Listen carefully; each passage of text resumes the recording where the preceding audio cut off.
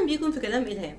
احيانا بنبقى مركزين مع شخص معين ومتابعينه وعاوزين نتابع على السوشيال ميديا عشان نشوف هو كمان عنده نفس الاهتمام بينا ده ولا ايه، وبنحاول نشوف البوستات بتاعته وكل حاجة بينشرها على السوشيال ميديا عشان نقرا بين السطور ونشوف هل في يا رب كده اي لمحة بتقول ان هو برضو مهتم بينا او شايفنا او اي حاجة، ونبتدي بقى نتابعه ونشوف الدنيا ماشية ازاي.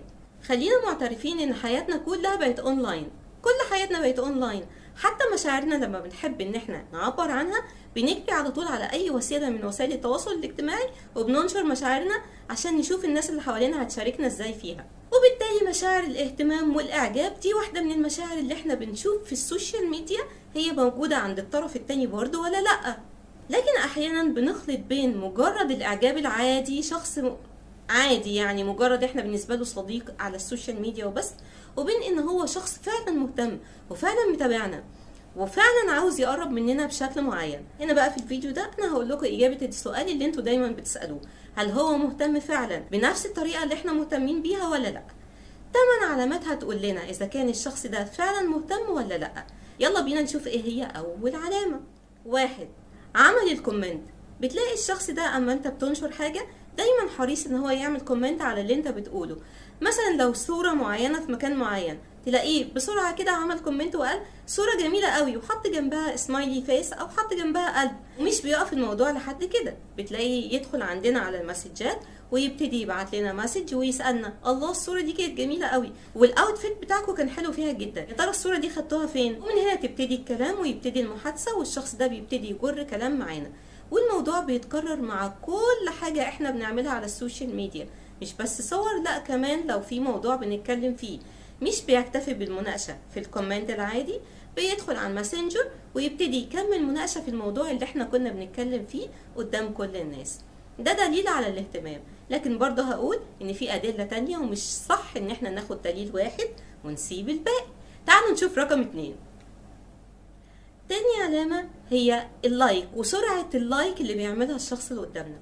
أول ما ننشر بوست أو أي صورة هو أول واحد بيعمل لايك على الصورة أو البوست ده، وبيبقى حريص جدا إن هو يكون من أول الناس اللي تعمل كده، ودي بتبقى غالبا محاولة منه للفت الأنظار. طب إحنا نقول لنفسنا أمال ليه مش بيكمل؟ ليه مش بيدخل يكلمنا ويتناقش معانا في الموضوع على الماسنجر؟ أحيانا بيكون الشخص ده خجول ومش قادر يعمل الخطوة دي ومكسوف، مستني الطرف اللي قدامه هو اللي يقوم بالحكاية دي، وخصوصا لو كانت بنت مستنية الراجل هو اللي يقوم بالحكاية دي، طبعا مستنية هو اللي يدخل ويكلمها ويتناقش معاها او يقول لها اي حاجة، يفتح بس الطريق قدامها. لكن برضو عايزة احذر ان العلامة دي مش نهائية لانها ليها تفسيرات كتير. ممكن تفسير اللايك السريع ده ان الشخص اللي قدامنا ده بيحاول يلفت الانظار وخلاص، لكن مفيش اي حاجة في دماغه، هو بس عاوز يشد نظرنا ويخلينا ناخد بالنا ان هو موجود. ممكن يكون بيلعب ما يكونش جاد، ده تفسير. او التفسير التاني ان هو مش عارف هو عاوز ايه، هو عمل اللايك وخلاص لحد ما يفكر بقى ويقرر هو عاوز يعمل ايه بالظبط، واحنا اكيد مش مستنيين ان هو يفكر ويقرر وبعدين يرجع يعني.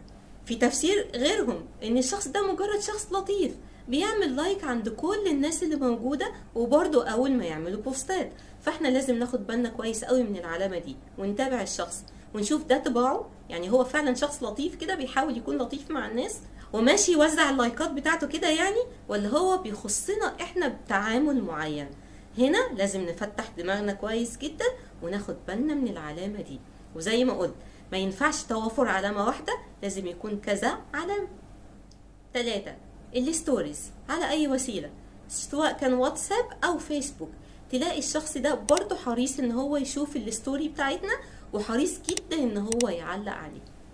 خلينا صادقين مع نفسنا، احنا شخصيا لما نكون مهتمين بحد بنتابع اخباره على طول، ومن ضمن الاخبار دي دايما مستنيين اي ستوري ينزلها بنشوفها بسرعة جدا وبنركز كويس جدا، ولو فيها حاجة تتناقش على طول بنعمل كومنت ونبتدي المناقشة، او حتى لو كانت صورة نعمل كومنت ان الصورة دي عجبانا. هنا احنا بنبين للشخص اللي قدامنا ان احنا مهتمين، هما كمان نفس الحكاية لو هما مهتمين بيعملوا كده برضو، دايما متابعين الستوريز اللي احنا بنعملها على اي وسيلة تواصل، ودايما بيحسسونا ان هما مهتمين وموجودين معانا، ودايما بيحاولوا يلفتوا نظرنا ليهم. 4. المسجات. الشخص ده بيطلع افكار من تحت الارض علشان يروح يكلمكم على الماسنجر او على الواتساب ويحكي لكم على اي حاجه. ان شاء الله يبتدي الحوار، حتى ان هو عاوز يسأل على حاجه معينه هو مش عارفها، او مكان معين عاوز يروحه لكن مش عارف يروحه ازاي، ومن هنا تبتدي الحكايه. وكل ما الحكايه تخلص يخترع سبب تاني علشان يكمل بيه الموضوع. بتلاقيه 24 ساعه في ال 24 ساعه عاوز يكون معاكم على الخط على طول، دايما ملاحقكم بالرسائل، ودايما بيكون عاوز يكون معاكم من خلال الرسائل في اي حته تكونوا موجودين فيها. لو ده بيحصل فده دليل قاطع على الاهتمام، وان الشخص ده فعلا عاوز يشارككم كل امور حياتكم، وان المسجات دي هي وسيلته عشان التواصل معاكم، وان هو يكون موجود دايما في الصوره معاكم. 5. اللينكات اللي هما بيبعتوها لكم احيانا بتكون حاجه فاني، يعني فيديو كده بتاع تيك توك فيه هزار مثلا، او لينك لموضوع معين انتوا كنتوا اتكلمتوا فيه وهو عارف او هي عارفه ان انتوا مهتمين بالموضوع ده، فبيبعتوا اللينك بتاعت الموضوع ويقول لكم احنا مش كنا بنتكلم في الموضوع ده، انا لقيت المقال ده بيتكلم عن نفس الموضوع، ايه رايكم روحوا وبعد كده هنبقى نتناقش فيه. او الفيديو الفاني ده لما يبعتوه يقولوا اول ما شفنا الشخصيه اللي كانت في الفيديو ده بالظبط فكرتنا بيكم، وبتبتدوا تضحكوا وتهزروا على الموضوع ده.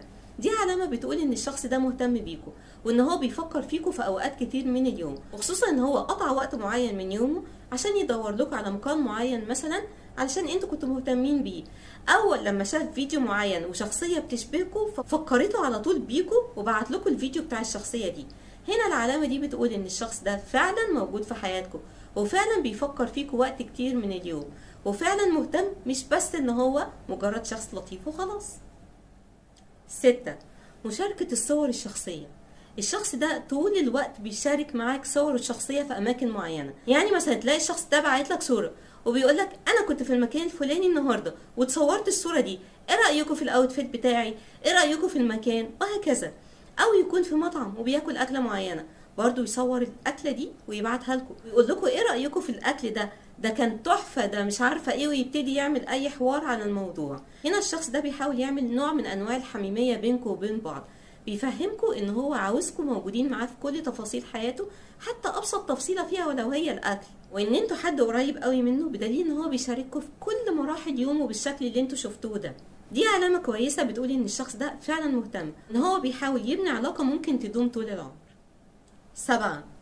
المنشن والتاج اللي شخص معين بيعملها لنا على بوستات ممكن ما تكونش لينا علاقه بيها، يعني مثلا نلاقي مثلا بيتكلم مع اصحابه عن حاجه فيها شغل او مكان جديد هيتنقل له في شغل جديد، تلاقي عامل لك منشن ليه او عامل لك منشن ليه، انت مالكيش علاقه بالموضوع، بس من هنا بيحاول يقول لك ان انت قريبه او انت قريب بشكل مباشر ليه، وانه عاوز يشارككم معاه في الخطوه الجديده اللي جايه، او حتى لو كان بيتكلم مع افراد عيلته في موضوع معين برضو تلاقي نفس المنشن او التاج ده موجود، لانه عاوز يدخلكم بشكل مباشر في الحوار اللي بيدور بينه وبين الاشخاص المقربين ليه، وبيفهمكم ان انتوا واحد او واحده من الاشخاص المقربين ليه دول، بيحاول يشدكم ناحيته وبيحاول يدخلكم جوه العالم بتاعه، ودي علامه كويسه جدا وبتقول ان الشخص ده فعلا مهتم.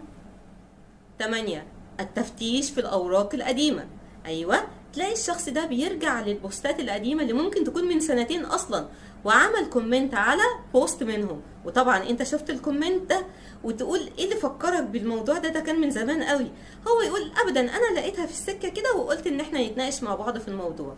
دي علامه قويه جدا ان الشخص ده مهتم جدا جدا، لانه خد من وقته كتير ان هو يدور في حاجات قديمه ليكم ويفهم بالظبط طبيعه علاقتكم بالناس كانت ايه ساعتها مثلا، او الافكار اللي كانت بتدور في دماغكم في الوقت ده. دي حاجه معموله عن قصد، مش واحد بس مجرد انه ماسك السوشيال ميديا وعمال ينزل ويسكرول كده وشاف بوست فبيعمل عليه تعليق، لا، ده كلف نفسه وخد من وقته شويه وقت عشان يرجع تاني ويدور على حاجات قديمه ليكم. التصرف ده بيقول ان الشخص ده مهتم بقوه، وان هو فعلا فعلا بيحاول ان هو يقرب ويخليكم موجودين في حياته بشكل مباشر. لو اي حد بيعمل اكتر من 4 أو 5 علامات من اللي احنا قلنا عليهم دلوقتي دول، يبقى الشخص ده مهتم جدا جدا وبيحاول يقرب، ويا ريت نديله الفرصه. واتمنى ان انا اكون فدتكم، واي حاجه قلتها في الفيديو ده ساعدت ولو واحد فيكم بس ان هو يفهم حاجه ما كانش فاهمها. واستنوني في الحلقه الجايه من كلام الهام، جايه لكم وهنجيب موضوع جديد نتناقش فيه مع بعض، وان شاء الله افيدكم فيه برضه. استنوني.